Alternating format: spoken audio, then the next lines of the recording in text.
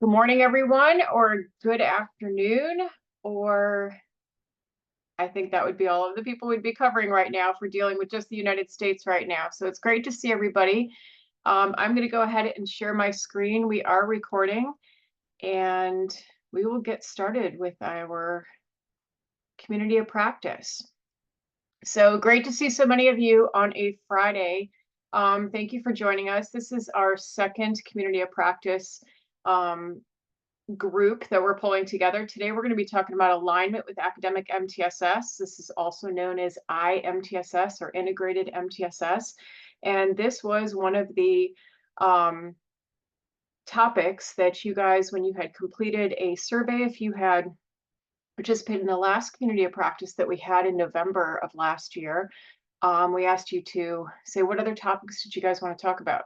And this was the one that came up most often or the most frequent as a ranking. So we're going to be talking about that today. And we have a great exemplar, Dr. Erin Chaparro from University of Oregon, who's going to be sharing with you some stuff around the IMTSS. And then as usual, we're going to have time to go into breakout sessions according to size alike for your district so that you guys can talk amongst each other during that time. So I am recording during the beginning, but as a reminder, we're going to get into the breakout sessions. The recording will stop after that.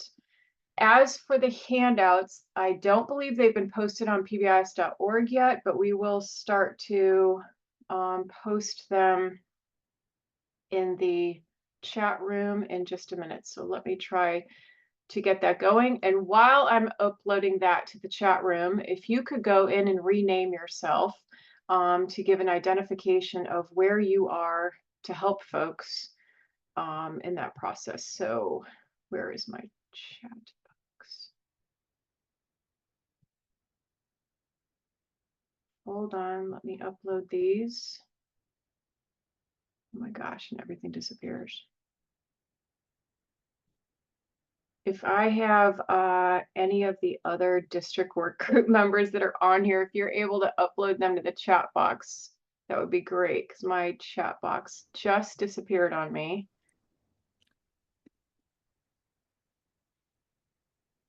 And in fact, everybody disappeared. So hopefully y'all are still there.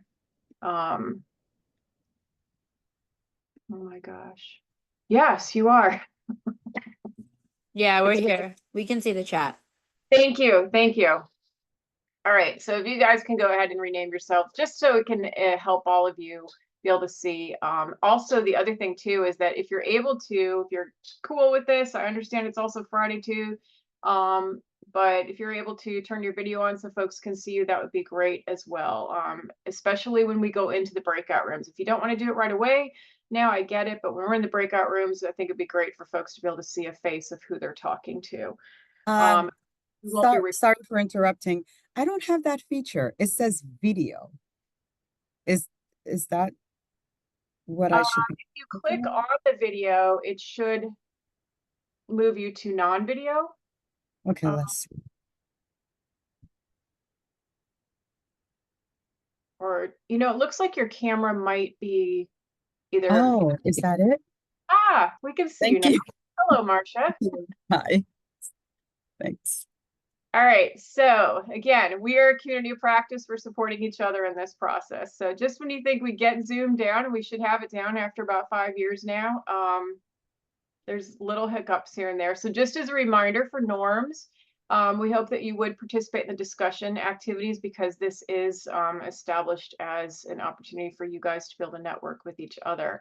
So please put your questions in the chat box.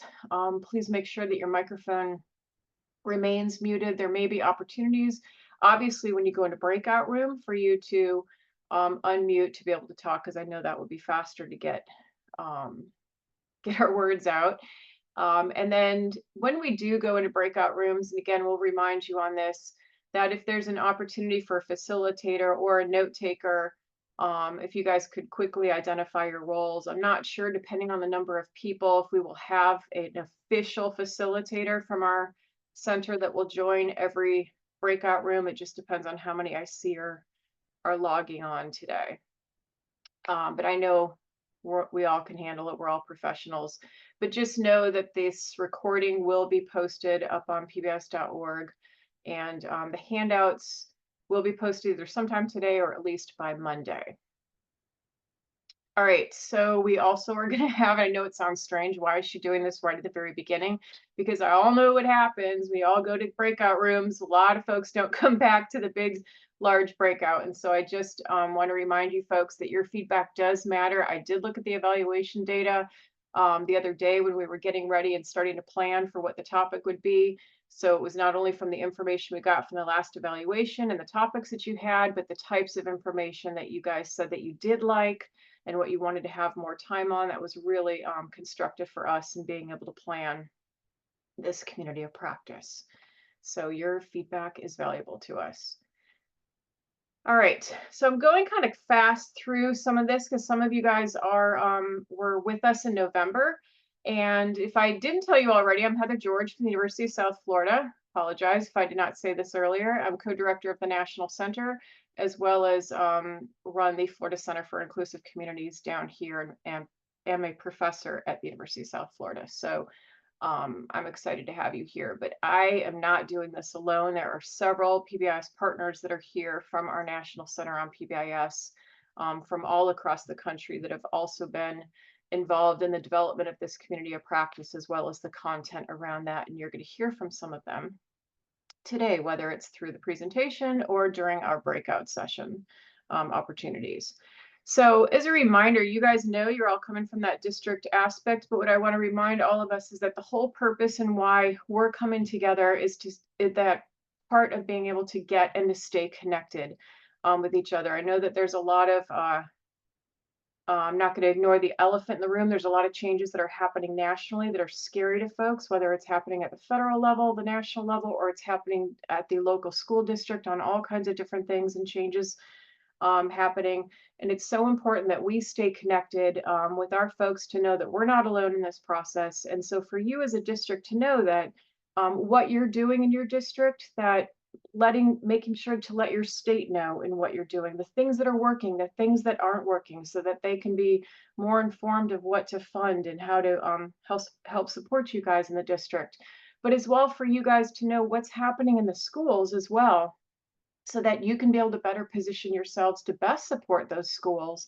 But also to see what some of the schools might be doing that are pretty awesome, that might be a great way to help the district to think about reorganizing and positioning to support more schools and doing some of the great things that are happening. So just know that we're all connected in this implementation cascade. And if you're joining us for the first time and you're not sure who your contact might be within your state, please click on this link. As a reminder, in the handouts, they're all hyperlinked, so you can click directly to them from your computer and it will take you straight to these resources. But just to get an idea of who your state coordinator is, and so you could reach out for additional support from somebody who we're working with at the National Center level. All right, this just as a reminder for the purpose of the community of practice that everything that we're talking about is based around this leadership teaming aspect, and that leadership teams tend to have two functions. There's an executive function that deals with getting your stakeholders or your various partners involved. That involves everybody from your students to your teachers to your staff, but also you're looking at your community businesses, your partners, your district folks, as well as your board members as well, and your parents and families. So also it starts to look at what types of funding and alignment are we doing, because we don't want to be duplicating efforts. And so I think our topic today around integrating this MTSS is a perfect opportunity to figure out how we can actually work smarter in our districts to best support our schools to be more efficient and effective in how we're providing supports for kids. It also impacts the policy, also looks at the workforce development piece of it.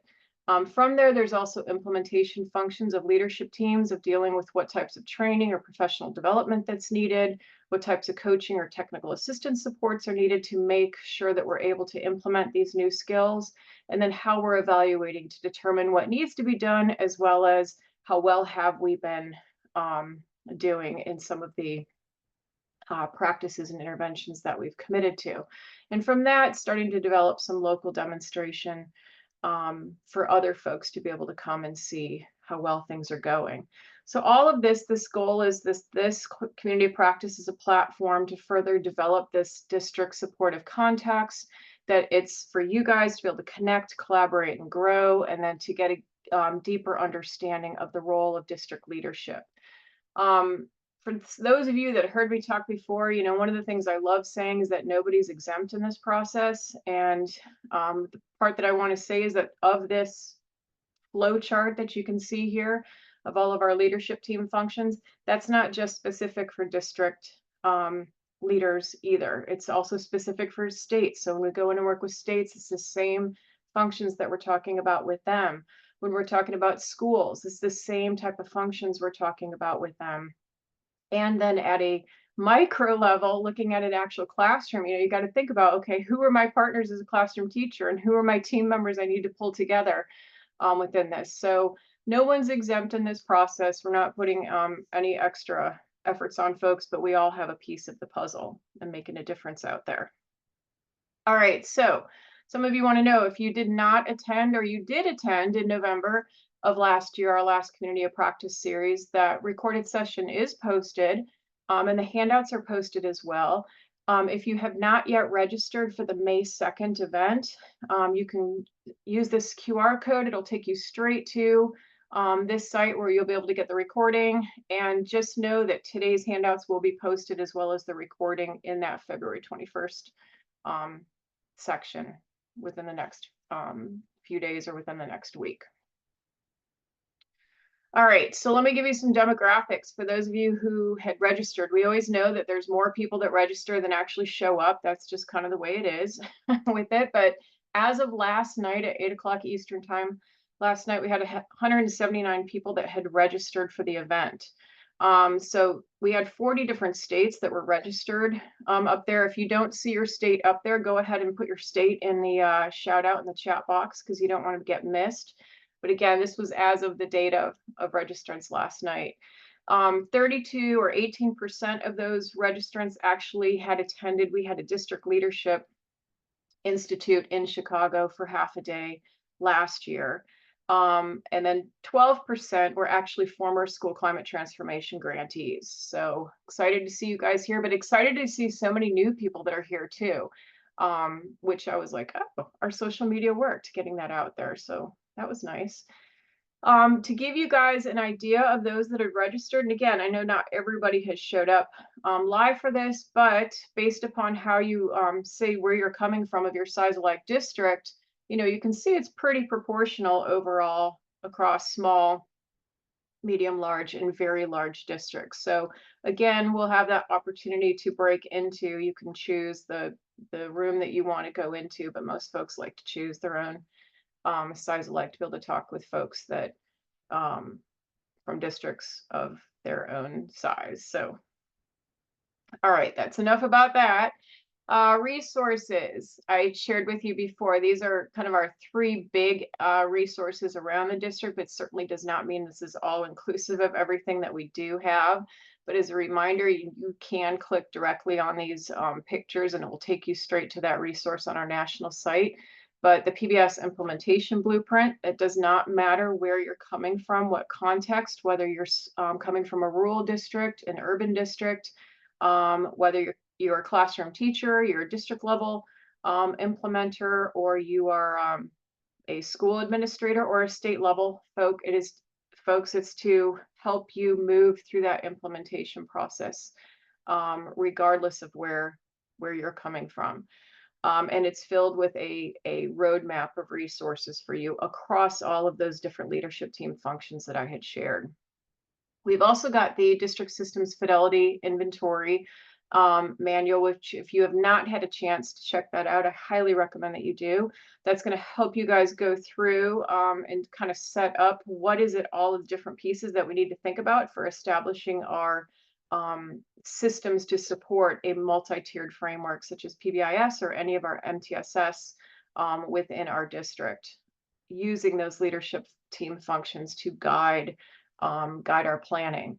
And then there's a PBIS district practice guide that we had released and launched last October at the Chicago Forum. And that also is filled with so many resources with that, and that is aligned with our district systems fidelity inventory. I think the piece that's important to know is that regardless whether you're completing the entire DSFI, you also don't have to feel pressure in, gosh, we don't want to do this whole thing, but there's pieces of it that we really want to know about or dive deeper. Go ahead and use it for that. Cherry pick and go down and dive deeper in that. So again, all of these resources are intended to support you guys and meet you where you're at and to help you work towards developing that system to best support the work that you guys are doing.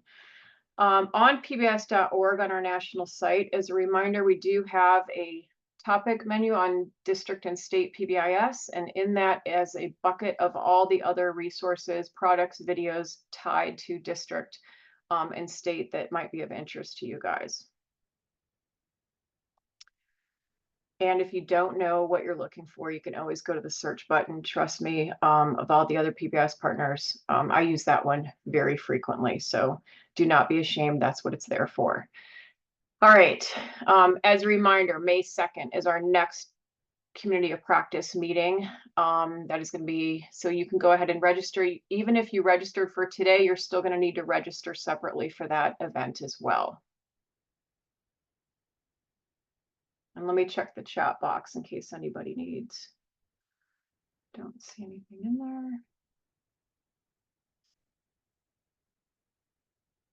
And our National Leadership Forum. So please save the date. And so October 21st, 22nd, and 23rd is when we're going to be meeting downtown Chicago, right across from Grant Park. If you've had a chance to attend that in the past, it's at the same hotel that we've been at before. But big thing that's different this year is rather than having it occur on like a Wednesday, Thursday, Friday, it's occurring on a Tuesday, Wednesday, Thursday. So could be a good thing for you if you're traveling on district funds. Maybe you could extend it for a nice long weekend within Chicago. But it's usually a great time of year to be in Chicago. That Tuesday is considered our pre-forum event, and that is where we are going to be hosting another pre-forum Leadership Institute on that Tuesday, which will be in the afternoon from 1:30 to 4:30. So if you did have to fly or travel in, you would be able to travel in that morning. And then Wednesday and Thursday is going to be our typical day and a half National Leadership Forum that day. So we hope that you'd be able to stay to attend that forum as well. Any questions?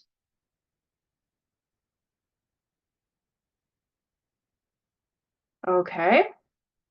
And what comes out of that? One of the things I wanted to share with you, which is related to what we're talking about today, it has to do with why invest in PBIS. And so one of the documents that we had developed is that there is research that shows that PBIS does increase student engagement and academic achievement. And so PBIS, for you guys knowing that it is a multi-tiered framework in which we are working at addressing the social, emotional, and behavior aspect in order to best improve the academic piece. But Erin's going to talk to you today about some specifics of what they've gone into with that.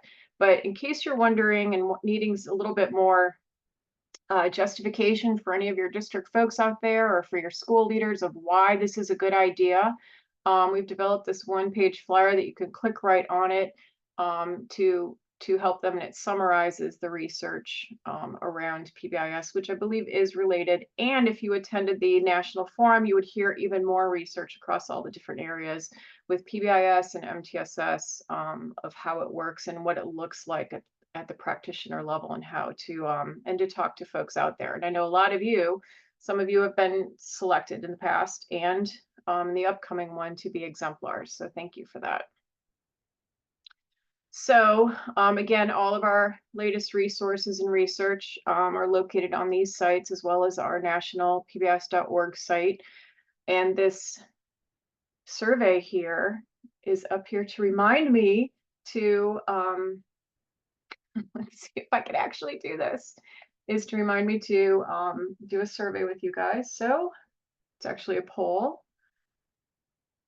And so one of the things that we wanted to do is if you guys could complete this, but given the uncertainty of the federal programs, we're wondering how many of you at these districts are actually implementing a combined academic and behavior MTSS. And so if you can click on this, you should be able to click multiple ones, select all that apply. But we're also using this information to help us build the IMTSS strand at that leadership forum in Chicago. So this information will be really valuable for us and also will help us in developing an IMTSS workshop that we're looking at doing potentially at that pre-forum event in Chicago as well. So I will give you a minute to complete this. If there is something that's not listed on here that falls into the other category, if you could please add that to the chat box so we'll be able to capture that.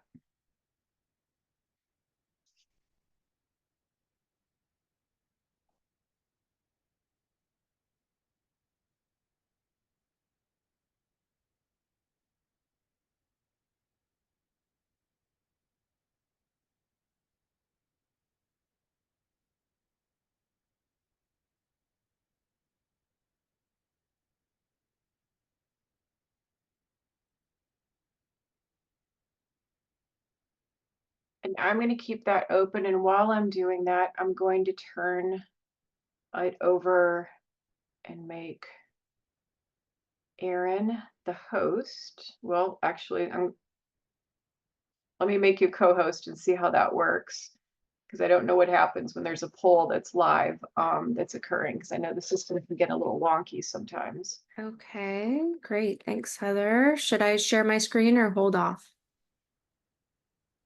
I think you can go ahead. Okay, great. And I think the poll is still going. It looks like so far there's 77% of folks that have participated. So if you guys are still, can you still see the poll? Okay. And Erin, I can see your screen. Thank you. Oh, good. Sometimes technology does work.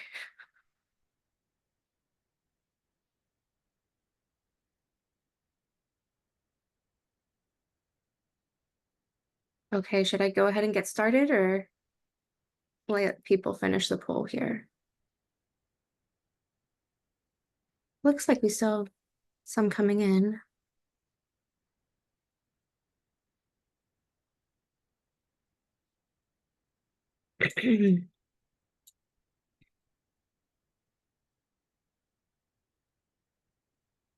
I think you could go ahead and get started because I know some people may have stepped away from their desk right now. So we've got 82% that participated. So thank you.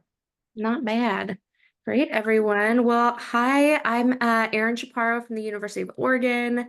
Thanks so much to my posse at the center for inviting me to share some of the work that we've done in Oregon.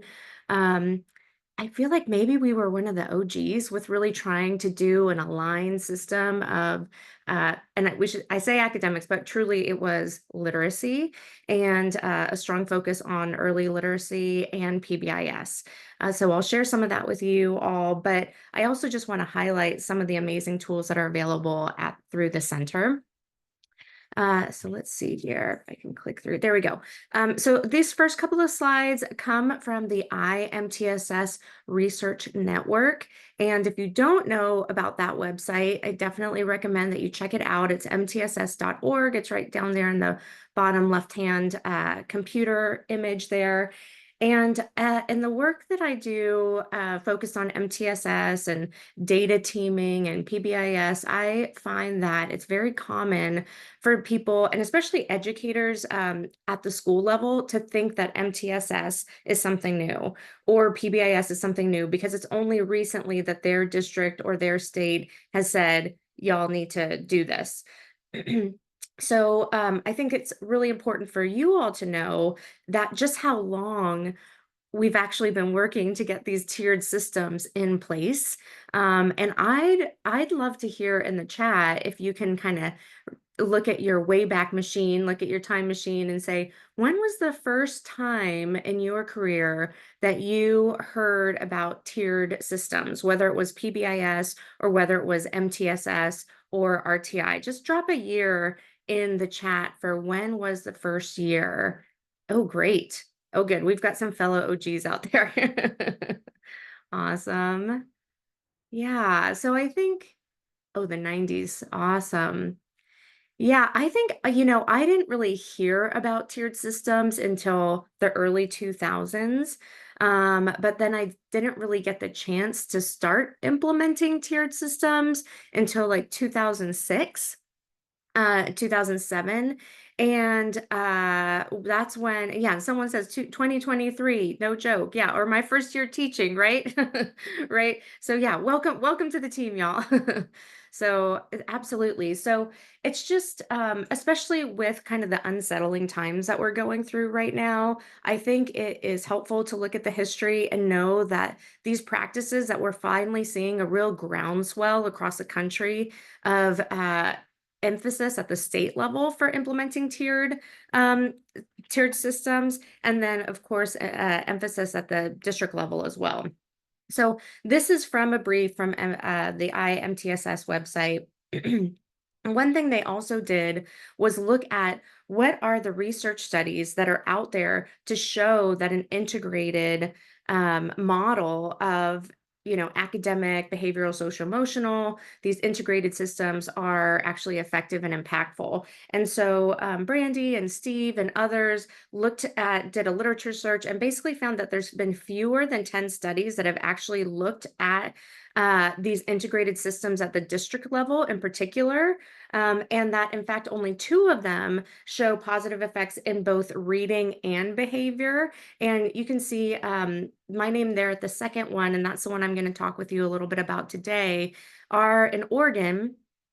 We called it EBIS. That was, some states need to always rebrand things, and sometimes Oregon is one of those states. And so we rebranded MTSS, Effective Behavioral and Instructional Support Systems, or EBIS.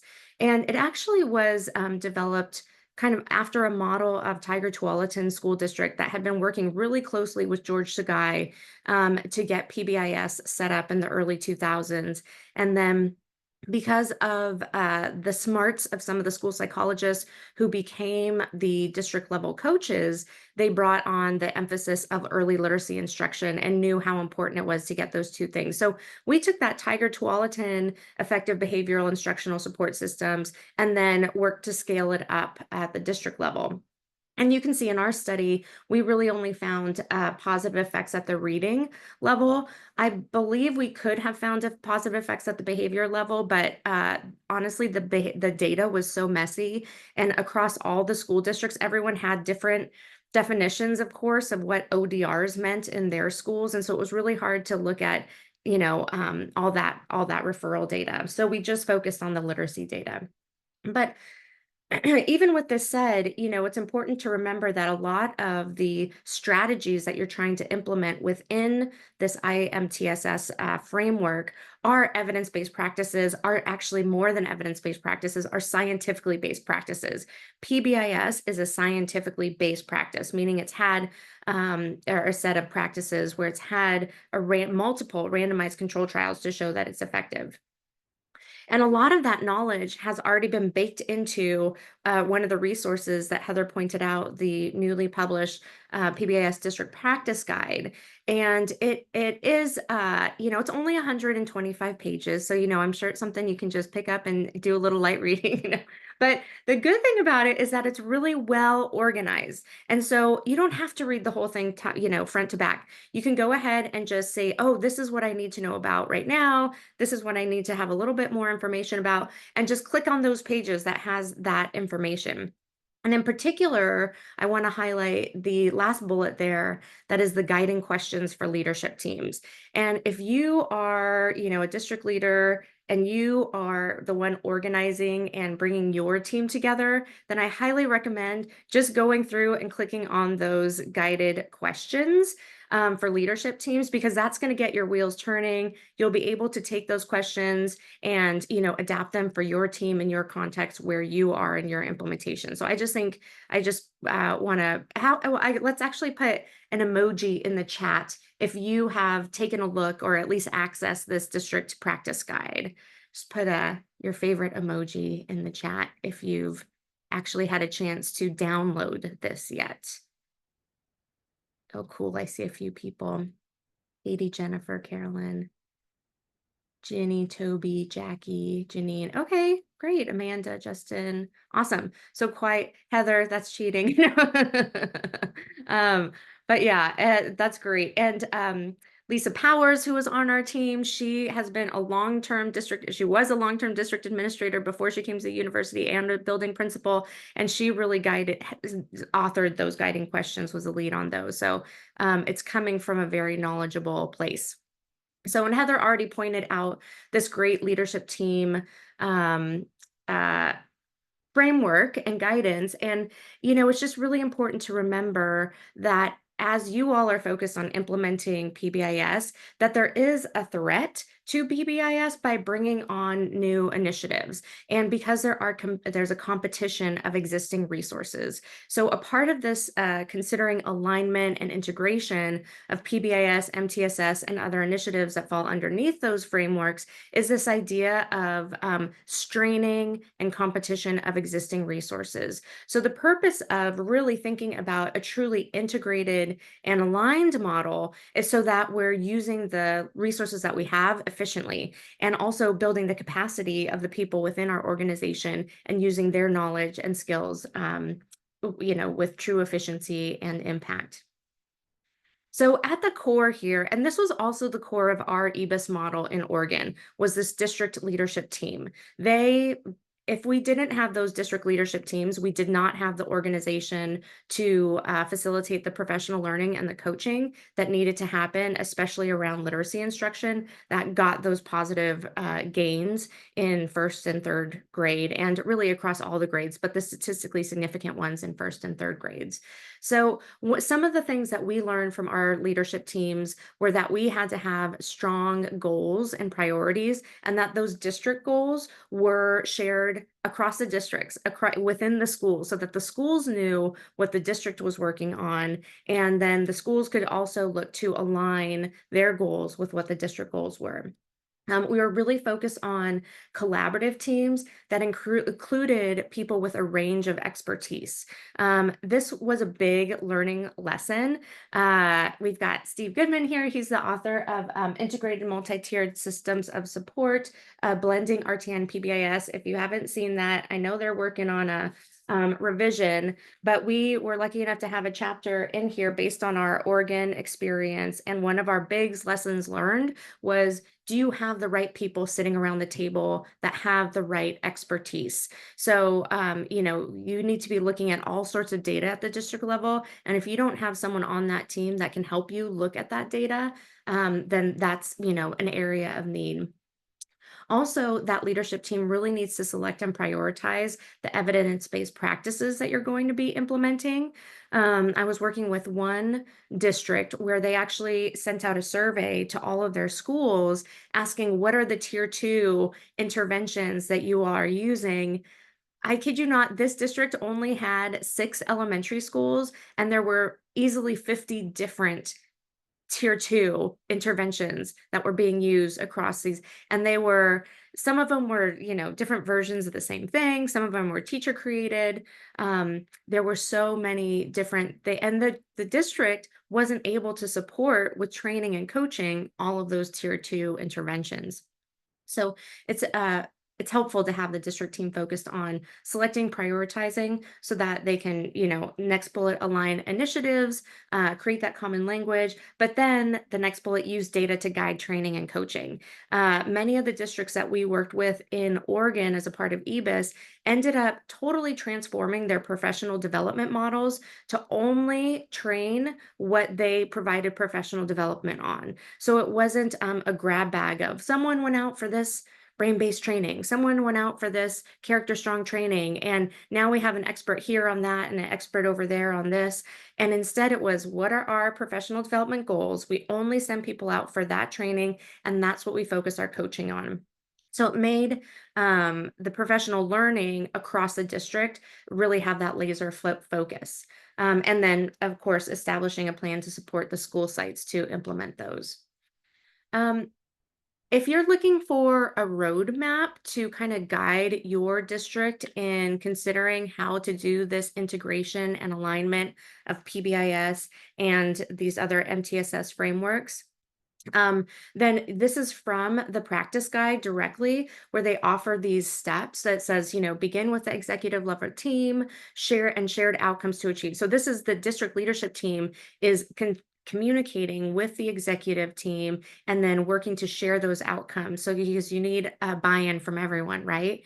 Develop an inventory of related initiatives targeted for alignment, determine which core features will be targeted for alignment, analyze, make decisions for alignment of initiatives, and design and plan for effective alignment. And then it breaks all of these steps down. So if you're trying to figure this stuff out, even though it is the PBIS practice guide, there's a big emphasis in the practice guide for districts on alignment. So I just want to point that out there. And Nancy says, Steve and Kent's book is our Bible for this work. I love that. And I hear they are working slowly but surely on a new edition. So that's super cool. So I always like to say that this work of implementing tiered systems is like extreme mountain climbing. First of all, you never do it by yourself.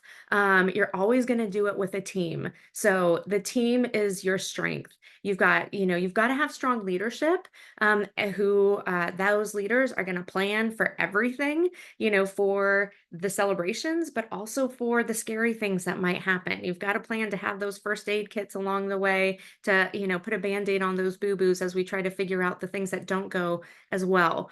When we're mountain climbing, we always need sufficient gear, supplies. Sometimes we have to adjust our calendars when we're going to go because weather happens and we might not be able to go as when we thought we were going to go. We might need options. There's different routes on the mountain that are going to get us there to the top or not. And in order to do that, we have to train and train and train and coach and coach and coach before we even get to the mountain. So I really think that this is so true for those of you on these district leadership teams or regional leadership teams who are working to support your district colleagues, that you're thinking about all of these features and that PBIS from the district framework that showed the executive functions and also the implementation functions are really summarized by all of these variables too. One thing, as I mentioned, the leadership teams did as a part of our work was think about some of the barriers. Let's just talk about them out front. Like, why do we think we're not going to be able to do this work? And then let's talk about what are the potential solutions. And this is how we prepare for all the different pathways that this work might take us. So, for example, resources is a big one. And a potential barrier was, does your plan for integration provide staff with appropriate materials, curriculum, and programs for implementing the instructions and the instruction and interventions effectively? And this is something we saw where districts went ahead with school input and made the idea to purchase like a new evidence-based core reading curriculum, but then they couldn't actually they couldn't afford all of the supplemental materials to help teachers do that tier 2 differentiated instruction. So then we had kind of a false start and teachers feeling unsupported. So, this is something that whenever we had school districts working in EBIS to develop, to purchase, make big changes like that, we asked them to think through all of these components. So what are some solutions? Okay, well, we can start small with free or low cost intervention programs. We can take inventory of what teachers have. Let's ask them what they need and then figure out when we can get it to them and be really clear about that communication. Sometimes I'm sure this has happened to you. We're walking in and you said, yeah, my teachers requested this supplemental tool in August and we're in February and we don't have it yet. So we've gone, the whole year without really seeing the full impact of this tool that we thought we purchased, and so on. So, it's just really helpful to think about the potential solutions along with the potential barriers. Here's another for coaching. I'm trying to watch my time here too. So for coaching, we definitely saw this actually in some of our research too, that staff feel underprepared to integrate the practices, or staff are just unwilling to implement the integrated practices. And we talk about this in some of our coaching. We did a lot of training with our district level coaches about shifting the mindset to not see staff as resistant, but instead to see them as hesitant. And hesitant because that's a protective factor, that they don't feel like they have the resources, they don't feel like they have the knowledge to do this work. A lot of times, MTSS and PBIS comes as a top-down approach, and the teachers are just left, feeling like they've got to respond to what's happening, and they don't have much of a choice in the matter. So, solutions are definitely working to build teacher buy-in, involving them in that decision-making process where it's appropriate, offering professional development on integrated high-level practice at high leverage practices, say that 3 times fast, and showcase successful case studies from within the district. So if there are, some high flyers that have volunteered to take the lead, let's highlight them. Let's show them the good work that they're doing and share that across the district. Provide ongoing support and coaching, and then start with volunteers in the district, so we're not strong arming people into doing these practices right away. So these are just some examples of an activity that you can do with your district leadership team to think about the barriers that you're facing, and then what are some alternative solutions. Again, this is from that district practice guide.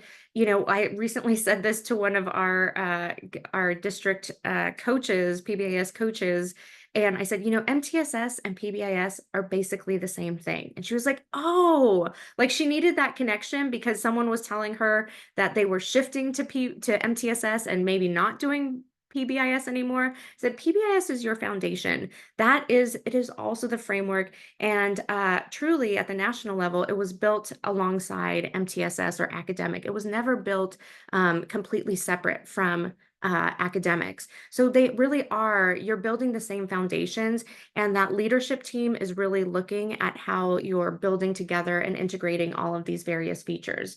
So if folks are newly implementing MTSS and you're already implementing PBIS, then you are 3 steps ahead of so many other folks who are starting all of this work from scratch.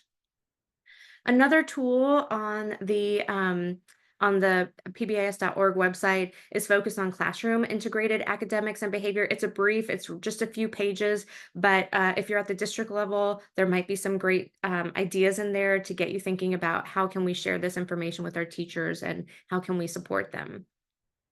Just a little bit more about our Oregon model to tell you how we did that. And this is some of you will recognize Michael Fullen's work. He said, it's only when enough of the people within an organization change that an organization can be transformed. And I always say, make no mistake that, PBIS, MTSS is whole school transformation. That's what we're talking about, whole system-wide transformation. And it has to start with the district team. So this was our Oregon district teaming framework. And you can see we had PBIS expertise and literacy expertise. We had a leadership point person, and this was someone that held the purse strings or was able to make fiscal decisions at the district level. And then the piece I wanted to point out for you all is this role of the systems coach in this blue box. And the systems coach wasn't always just one person. Many times it was a group of people, depending on the size of the district, and those people weren't just a systems coach. Maybe they were the district the district coordinator for special education, or, district coordinator of curriculum or of, curriculum purchases and school psychology. So we had kind of a range of people who came together as the systems coach. Part of our grant that was funded by the Office of Special Education Programs, it was one of those state personnel development grants, was it provided 0.2 FTE to the district to provide for this systems coach role. And then the district had to match that. So each district had someone allocated, at least one person at the district allocated at 0.4 FTE to do this systems work. Because we found you really do need someone it's a part of their job description to be looking at, what are our systems for training, coaching, for data. So the systems coach person was really at the core of it, and then facilitated communication with the districts and the schools. And then with our systems coaches, we did a lot of training for them, because in our surveying of them, we found that while they felt very comfortable with the core features of PBIS and of MTSS, what they didn't feel comfortable with was how to coach adults how to coach their colleagues in the systems level change. We trained them on implementation science practices so that they understood the phases of implementation, so that they understood implementation drivers, and that really built up their confidence so that they were, even more skilled. And then kind of just getting close to wrapping it up here is this idea of de-implementation, that part of the systems level coaching was also to think about identifying low value practices so that we can either reduce the use of those practices or we can eliminate them altogether so that we can make room to implement these high value, low burden practices like PBIS. So it's something to think about with how many of you, let's just by putting a emoji in the chat, feel like you have the role of a systems coach or something like that carved out at your district that's really helping to do this alignment and integration work across assessments, across interventions, all of that. Oh, someone said that's me. Yay. Right. That's probably quite a few of you. That's great. Okay. So this is good. Seeing not so much, right? So some of you are like, we're not quite there yet. So it's something to think about for the future, even if you can allocate someone's time who's already started. Maybe you're the PBIS district coach, and then maybe part of your hat can be reaching out across the silo to your academic counterpart for MTSS. Maybe there's an MTSS coordinator. Oh, great. Yeah, maybe there's an MTSS coordinator that you can work with. Or someone else that is can be there as a helpful. This is an example of the guiding questions that are in the district practice guide. And, for all of these questions, you can say, let's go down to 1.8, communication with stakeholders, the first bullet there.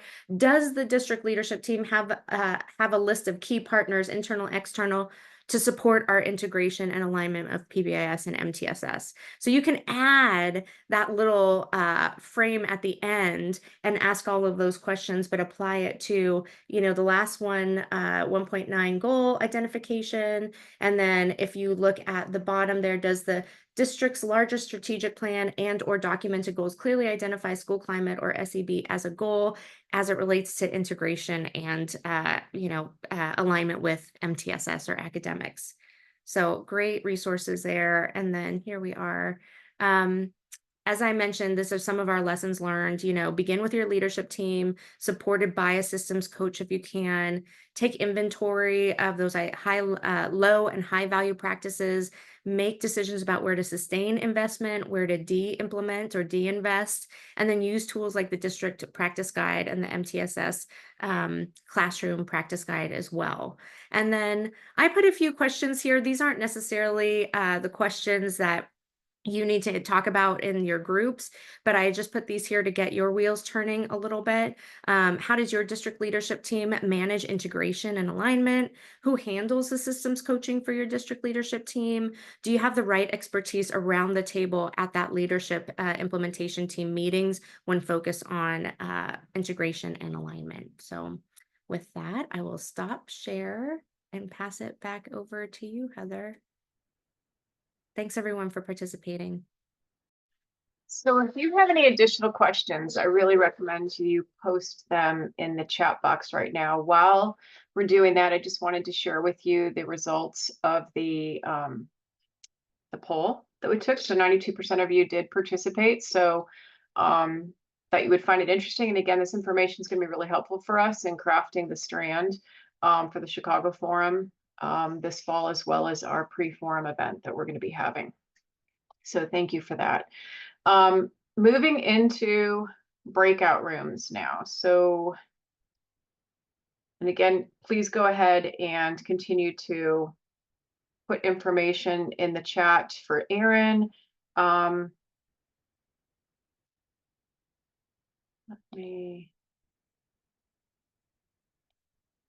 sharing my screen right now. These are the three main questions that we've kind of been using to guide to go into breakout rooms. So what I'm going to do for the breakout rooms, and we'll see if this works, because for some reason the setup is looking a little different right now, but I'm going to be creating 4 breakout rooms. And so here's going to be a test for you guys to see who's listening and if I can actually remember what I come up with. But If you are in a small district, which means less than 4,500 students, you would go in breakout room number 1.